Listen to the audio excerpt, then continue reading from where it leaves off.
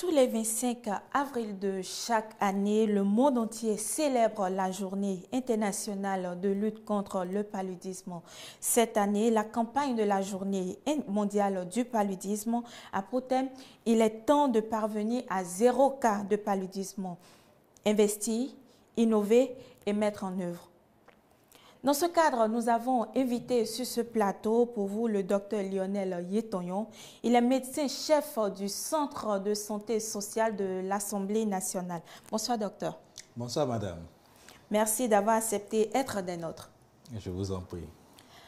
247 millions de cas ont été recensés en 2021 pour 19 000 décès. Il s'agit pourtant d'une pathologie évitable et dont on peut guérir. Malgré les nombreux efforts du gouvernement pour lutter contre cette maladie, elle est toujours là, bien présente dans le quotidien des Béninois. Le paludisme, cette maladie qui touche en réalité toutes les couches de la société, elle a toujours la peau dure, cette pathologie. Il est donc important de toujours en parler, conseiller, sensibiliser et orienter nos parents, surtout ceux qui sont dans les hameaux les plus reculés, afin qu'ils ne succombent pas à cette maladie.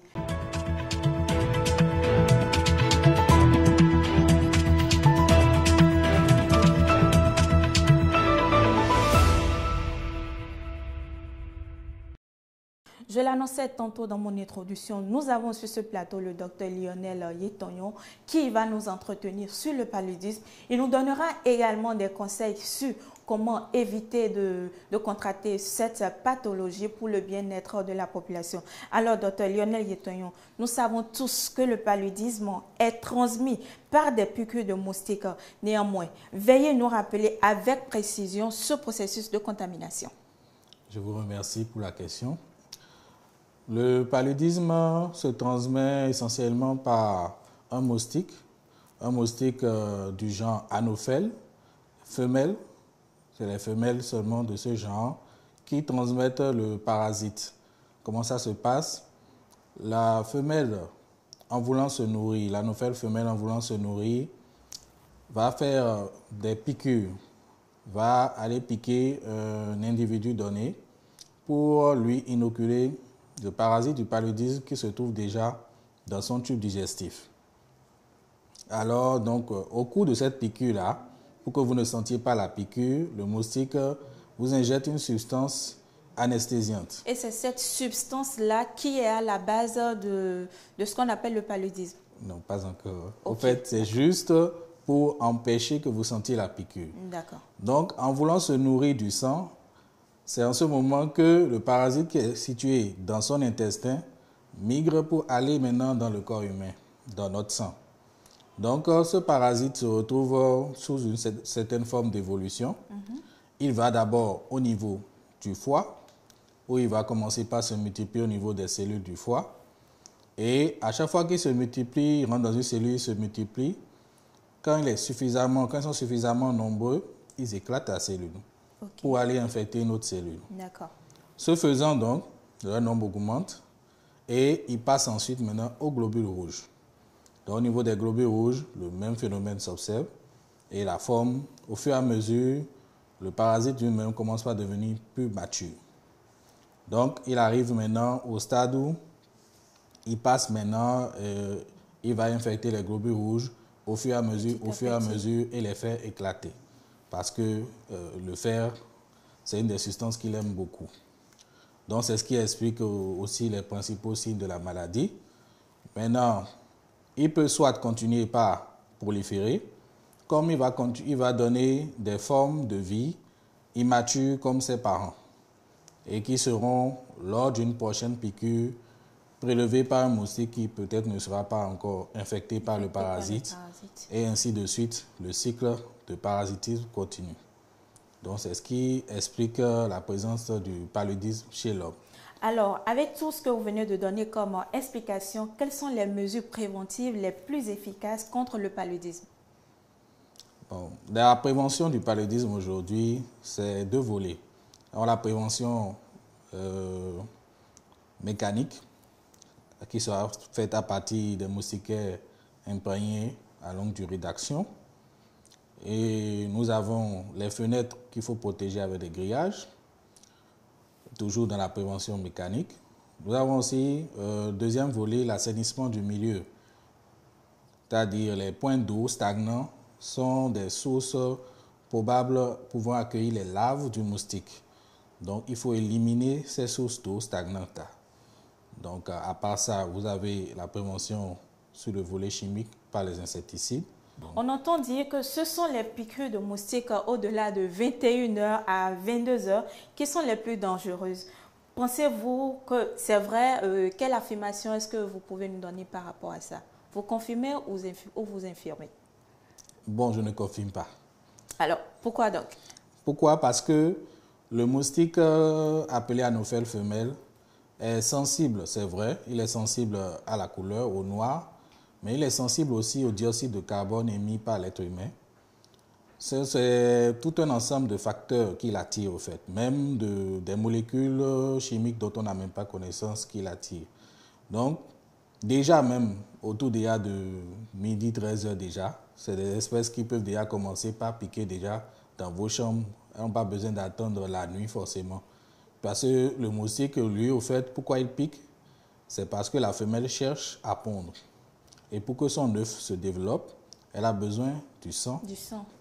C'est là, et ces espèces-là, en particulier, c'est le sang humain qu'elles préfèrent. Voilà. Parce qu'il y a plusieurs espèces d'anophèles, mais nous avons 3 espèces dans nos contrées qui souvent sont les plus fréquentes. D'accord. Oui. Mais tout à l'heure, vous avez parlé de moustiquaires imprégnés. Les moustiquaires imprégnés, quelle est vraiment la moustiquaire imprégnée, quelle est vraiment son importance en réalité? La moustiquaire imprégnée... Parce que, par exemple, moi particulièrement, je n'arrive pas à dormir sous moustiquaire. Ça m'étouffe. Il y a certains qui n'arrivent pas à supporter d'être sous la moustiquaire. Quelle est vraiment l'importance de l'utilisation de la moustiquaire imprégnée? En fait, la moustiquaire imprégnée, tout comme les autres moyens de prévention, et elle a été intégrée même dans les programmes de lutte contre le paludisme dans les différents pays, même notre pays aussi. D'accord. Donc, on se rend compte en pratique que ce moyen est beaucoup plus efficace. Pourquoi? Parce que la moustiquaire déjà est construite de manière à avoir des mailles très serrées qui empêchent le moustique de passer. Et aussi, on a imprégné un insecticide à l'intérieur. Donc, quand le moustique se pose dessus et que le produit est toujours bien présent dans la moustiquaire, il y a fort peu de chances qu'il arrive à passer cette barrière. Donc, c'est vrai, il y a des personnes qui ne supportent pas rester sous moustiquaire. C'est pour ça qu'on a dit qu'il y a encore d'autres moyens de prévention. Il faut pulvériser les locaux avec des insecticides efficaces. Il faut mettre des grillages aux fenêtres, fermer les portes déjà dès que nous allons dans l'après-midi. Il faut savoir que... Il faut fermer les portes pour empêcher le moustique d'avoir accès à l'intérieur de la maison. Bien sûr, bien sûr. Docteur, avant de continuer cette émission, je nous propose de suivre cet élément témoin réalisé par une équipe de la rédaction de télévision Hémicycle sur le paludisme. Ceci, bien sûr, avec la complicité de la régie. Le nombre de cas de paludisme augmente particulièrement lors des saisons pluvieuses. Nous entrons là d'ailleurs dans la saison pluvieuse, les mois d'avril, les mois de mai, de juin, de mi-juillet. Donc, c'est dû à la stagnation de l'eau dans laquelle l'anophèle prolifère et c'est cette anophèle-là qui, lors de la piqûre, puisqu'elle pique pour se nourrir, elle se nourrit du sang des enfants, du sang de l'homme. Donc, lors de la piqûre, va inoculer le plasmodium à l'enfant et l'enfant aura alors le paludisme. Donc, devant tout enfant qui va mal, un enfant qui se plaint de courbatures, qui se plaint de maux de tête, qui a de petits troubles digestifs, des vomissements, il faut y penser. La fièvre vient parfois de manière retardée. Ou bien c'est un enfant qui commence à manquer d'appétit. Tout de suite, il faut que la mère soit vigilante. Dès que vous avez les moindres signes de paludisme, ne faites pas l'automédication, ne vous traitez pas vous-même. Allez rapidement, vous allez dépenser moins et vous allez avoir des résultats rapides et à 100% et immédiatement. Vous allez perdre moins de temps. Et c'est à cette condition-là que vous n'allez pas arriver à l'aggravation de votre paludisme. Vous allez subir seulement un paludisme simple, un accès paludisme simple, vite guéri, à moindre coût. C'est une maladie évitable. Mais on a l'impression que, bon, quand on parle du paludisme, c'est comme si, bon, les gens n'ont pas encore compris les dégâts. Parce que vous qui êtes là maintenant, si votre enfant tombe malade, d'abord, l'enfant va souffrir. Si l'enfant est déjà en âge scolaire, l'enfant ne pourra pas aller à l'école, mais vous-même, vous ne pouvez pas aller au travail. Les anémies sont les premiers motifs de transfusion sanguine. Ce sont des anémies décompensées. C'est des anémies qui ne sont pas supportées par les malades, surtout les enfants de moins de 5 ans. Près de, sinon plus de 50% de nos poches sont consommées pour cause d'anémie palus décompensée. C'est-à-dire d'anémie palus sévère, grave, non supportée par les enfants. Et c'est ça qui est cause de transfusion sanguine. Alors, docteur, nous venons tout juste de suivre cet élément témoin qui nous parle un peu, c'est passé un peu sur les symptômes. En même temps, je m'en vais vous poser la question de savoir quels sont les symptômes, quels sont les signes annonciateurs de cette maladie-là. Le paludisme, le plus souvent, se manifeste par une fièvre, c'est-à-dire l'enfant ou l'adulte aura le corps chaud. Oui. Donc, il y a la fièvre, il y a les maux de tête, il y a les courbatures, la fatigue et des troubles digestifs parfois, nausées, vomissements, même diarrhée dans certains cas, c'est possible. Que ce soit pour les enfants, tout comme les adultes. Tout comme les adultes. D'accord. Oui. Donc, l'accès palus commun regroupe ces signes-là. Mais il y a encore d'autres modes de manifestation, mais qui ne sont pas dans nos pays ici. Donc, chez nous, ici, c'est ce qu'on observe le plus souvent. C'est ce que nous avons régulièrement l'habitude de voir, c'est-à-dire la fièvre, les vomissements, nausées, comme vous venez de citer. Mais en même temps, l'élément témoin que nous venons de suivre, le médecin, il a parlé d'automédication. Moi, ça m'intéresse particulièrement. L'automédication, d'abord, c'est quoi? Oui. L'automédication, c'est le fait de prendre les médicaments sans l'avis d'un médecin. D'un médecin, d'accord. De les prendre sans l'avis d'un médecin. Donc, en réalité, chez nous, le problème pour l'automédication, c'est que très souvent, les gens ne maîtrisent pas les médicaments qu'ils prennent. C'est-à-dire la prise. La prise, le dosage. Il y a le dosage, mais il y a d'abord premièrement même l'indication. D'accord. Je vous donne un exemple. Il y a un patient, par exemple, que j'ai consulté, qui me dit prendre de l'amoxicilline pour calmer la fièvre. Or, l'amoxicilline, c'est un antibiotique et ce n'est pas indiqué pour calmer la fièvre. Donc, au vu de notre pratique, je dirais l'automédication, il vaut mieux la déconseiller parce que très souvent, les gens ne maîtrisent pas l'utilisation de ces produits-là. Donc, est-ce qu'il faut en déduire que le fait, lorsque nous ressentons déjà la fièvre et on se dit, je vais avaler un comprimé de Doliprane, ça aussi, c'est totalement déconseillé. Alors, docteur, qui parle de paludisme, on parle d'anémie. L'anémie peut être retrouvée chez les enfants, tout comme chez les personnes adultes. Comment est-ce que vous arrivez à gérer ou à détecter l'anémie, surtout chez un enfant? Déjà, on parle de la définition. Bon, nous, médecins, on dit que c'est la diminution du taux d'hémoglobine circulant dans le sang. En termes simples, c'est que la quantité de sang, plus ou moins, elle a diminué. Donc, sur un enfant, ça va se traduire physiquement déjà, c'est-à-dire de façon clinique. Vous allez voir que les mains, les pieds de l'enfant ne sont plus uniformes. Voilà, n'ont plus tendance à être colorés de façon rose, mais deviennent de plus en plus blanchâtres. D'accord. Voilà. Maintenant, en plus de ça, en fonction du degré d'anémie, vous allez constater aussi, quand vous abaissez la paupière inférieure, vous verrez que effectivement, là aussi, ça a tendance à devenir blanchâtre. Maintenant, quand ça devient plus sévère, vous allez voir que l'enfant aura des difficultés à respirer. Donc, il ne pourra pas communiquer avec vous, il aura des difficultés à respirer. Et même il peut entrer dans le coma, ça dépend de la sévérité. Là, en même temps, il faut prendre les dispositions pour essayer. Là, est-ce qu'il faut nécessairement penser à une transfusion sanguine? Ça dépend. C'est vrai que si on arrive... Une anémie n'est pas nécessairement, ce n'est pas nécessairement d'avoir comme solution une transfusion sanguine. Oui. Voilà. Ok. Docteur, mais tout à l'heure, vous avez parlé parmi les symptômes de cette maladie, c'est-à-dire les signes annonciateurs, vous avez parlé de la fièvre. Mais il y a certains, ils sont malades, mais ils ne ressentent pas la fièvre. Il n'y a pas du tout de fièvre. Et pourtant, c'est le paludisme qui est là, c'est le paludisme qui est en train de s'annoncer petitement. Et d'autres sont même résistants au traitement. Malgré tout ce qu'on leur donne comme traitement, on voit, et quelques temps après, on fait le test, on voit que cette personne a toujours un taux élevé de parasites dans son corps. Qu'est-ce qui pourrait expliquer cela? Pour ce qui est de la fièvre, il faut avouer que tout le monde ne perçoit pas la fièvre. D'accord. Oui, il faut avouer que tout le monde. Est-ce que c'est normal? Pas. Rassurez-moi. Oui, ça peut être normal dans certaines circonstances. Par exemple, s'il fait trop chaud et la personne, la température n'est pas assez élevée, donc elle ne va pas percevoir. C'est quand vraiment la température s'élève beaucoup qu'on commence par sentir les effets de la fièvre. D'accord, ok. Je vous laisse continuer alors. D'accord. Donc maintenant, je vous rassure, il n'y a pas de paludisme sans fièvre. Vu comment le parasite agit, le parasite, en se multipliant dans les globules rouges et en les faisant éclater, va libérer des substances qui vont déclencher cette fièvre-là.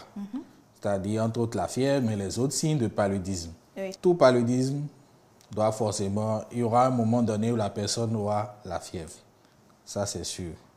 Maintenant, quant aux personnes qui ont un organisme qui résiste au traitement... Oui, c'est déjà prouvé. D'ailleurs, même nous avions commencé par traiter le paludisme avec la chloroquine et nous avons eu de la résistance par rapport à la chloroquine. Le parasite lui-même, c'est un parasite qui se reproduit, mais ne se reproduit pas forcément à l'identique. Il peut créer des variations, des mutations dans son patrimoine génétique et ça fait que nous n'avons pas forcément le même type de parasite en face de nous. D'accord. Oui. Donc, quand c'est comme ça, et aussi en fonction de l'utilisation que nous faisons des médicaments, nous pouvons avoir des résistances. Exemple, si au lieu, par exemple, pour un adulte, de prendre une combinaison thérapeutique à base d'artémisinine, comme la téméthylméphrantine 80-480, à un comprimé matin et soir, la personne dit, OK, moi je divise en 2 comprimés, je divise en demi-comprimés. D'accord. Donc, soit je divise en demi-comprimé ou bien qu'il prend peut-être un comprimé aujourd'hui. Si la fièvre revenait dans 2 jours, il va encore prendre un comprimé. Donc, non seulement le parasite ne sera pas détruit, et il va continuer donc par proliférer et ça peut donner l'impression qu'il y a une résistance au traitement. Or, le traitement n'est pas bien suivi. D'accord, docteur. Alors, quels sont les traitements les plus recommandés pour le paludisme aujourd'hui? L'OMS nous recommande pour le traitement du paludisme simple parce qu'il y a 2 formes de paludisme. Vous avez le paludisme simple et vous avez le paludisme grave, la forme grave. Donc, dans le paludisme simple, on recommande des combinaisons thérapeutiques à base d'artémisinine. Bon, l'artémisinine, c'est une substance qui provient d'une plante que tout le monde connaît, l'Artemisia annua. Donc, c'est ces médicaments-là qui servent à traiter le paludisme simple. D'accord. Voilà. Donc, on a plein d'exemples aujourd'hui. Voilà. Maintenant, par rapport au traitement, en parlant de traitement, quel est votre avis sur le traitement traditionnel, c'est-à-dire la prise des tisanes? Est-ce que c'est bien? Nous savons tous qu'on ne respecte pas généralement la dose et ça pourrait créer des dommages sur le foie, sur l'estomac. Qu'est-ce que vous pouvez nous dire rapidement par rapport à ça? Déjà, c'est un peu compliqué pour moi de répondre de façon objective à cette question. Parce qu'elle fait couler énormément d'encre. Elle fait couler d'encre et n'étant pas du domaine là, nous avons plutôt tendance à dire vraiment les traitements traditionnels. Il faut s'en méfier. On n'a pas confiance en ça parce qu'on ne sait pas comment ça fonctionne. Mais déjà, c'est vrai, la substance Artemisia annua, les gens ont tendance à faire des tisanes à base de ça pour se traiter. Maintenant, nous, on ne sait pas. Est-ce que la dose qui se trouve dedans est suffisante pour traiter le paludisme? Comment ça se passe pour pouvoir agir sur le parasite? Là, c'est des questions qu'on n'a pas toujours réponse à ça. Alors, docteur, c'est compris, je ne vais pas pousser le bouchon trop loin. En général, lorsque l'enfant a la fièvre, ou même quand la personne adulte ressent de la fièvre, nous avons tendance à utiliser du tissu froid pour essayer de réduire cette fièvre-là. Parfois même, on enveloppe l'enfant dans un drap froid. Qu'est-ce que vous pouvez nous dire par rapport à ça? Est-ce que c'est vraiment conseillé? Oui, c'est conseillé. L'enveloppement humide est conseillé. Mais il faut avouer que c'est une méthode qui est à ses limites. D'accord. C'est une méthode qui a ses limites parce que quand la fièvre devient très, très, très intense, pour ceux qui l'ont expérimenté, ils vont constater que c'est vraiment limité. D'accord. Donc, effectivement, ça peut faire baisser la fièvre. Chez l'enfant, chez l'adulte, je ne pense pas tellement. Ça pourrait, mais ce ne serait pas très fort. Mais chez l'enfant, oui, ça peut faire baisser la fièvre. Mais il faut savoir qu'il faut toujours accompagner ça par les autres mesures thérapeutiques, sinon ça n'aura aucun effet. D'accord. Docteur, nous passons à la dernière rubrique de notre émission.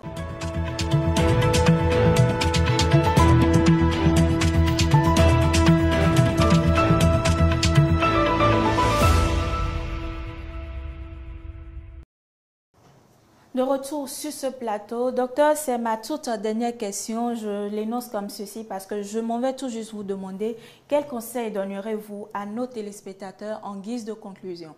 Ce que je peux vous dire, c'est que, premièrement, il faut savoir que devant toute fièvre, chez un adulte, chez un enfant, ici, comme nous sommes en zone où la transmission du paludisme s'effectue fortement, il faut penser au paludisme d'abord.